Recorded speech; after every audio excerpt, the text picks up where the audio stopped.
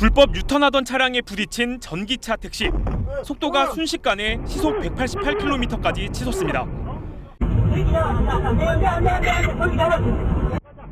기사와 승객은 차량 급발진을 의심하는데 전기차를 포함한 급발진 의심 사례는 해마다 400건에 달합니다.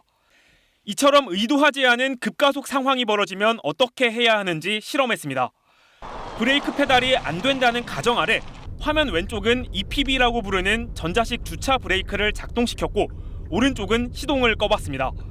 시속 100km로 달리던 차량이 EPB를 작동했을 땐 100m를 간 뒤 멈췄는데 시동을 끄는 경우엔 50m를 더 움직인 후 멈췄습니다.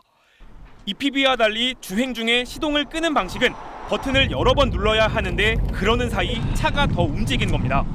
시동 끄는 거는 그렇게 효과적이지는 않습니다. EPB는 주로 전기차에 설치되어 있는데 기계식인 사이드 브레이크와 비슷한 역할을 합니다.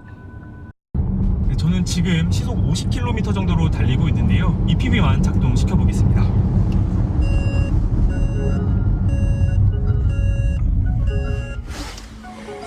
차량이 약 5초 정도 만에 완전히 멈춰섰습니다.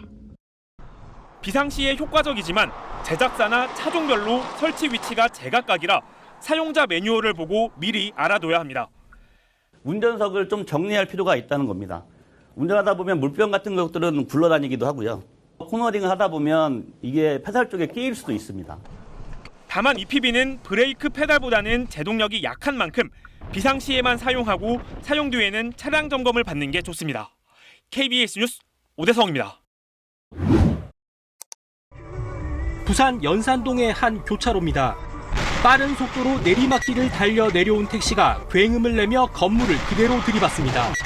전기차인 택시의 앞부분에서 불길이 일더니 미처 손쓸 틈 없이 차량 전체로 번져나갑니다. 놀란 사람들이 어쩔 줄 몰라 하고 있던 그때 길 건너에서 달려온 남성이 차문을 열고 아직 택시 안에 있던 운전자를 끌어냅니다. 뒤이어 인근 상인들도 소화기를 들고 나와 불을 끄려 합니다. 운전자를 구한 건 주변을 산책 중이던 유세림 씨였습니다. 불길이 점점 치솟는데 차 문은 살짝 이제 열리는데 주변에 아무도 없는 것 같았고 저만 있다 생각하니까 가게 되더라고요. 유 씨 역시 구조 과정에서 입고 있던 옷이 타고 손에는 화상을 입었습니다. 간단하게 약간 타긴 했는데 저는 뭐 간단해가지고요. 저는 괜찮아요. 유 씨가 구한 70대 운전자는 얼굴 등에 화상을 입고 병원으로 옮겨졌고 생명에는 지장이 없는 상태입니다. 쉽사리 잡히지 않던 불길은 소방당국이 차를 수조에 담근 뒤에야 50분 만에 꺼졌습니다. 사고 충격으로 택시가 들이받은 건물의 기둥이 이렇게 부러졌습니다. 또 화재로 건물 내부가 대부분 불에 탔습니다. 운전자는 급발진을 주장하고 있고 경찰은 조사에 나섰습니다.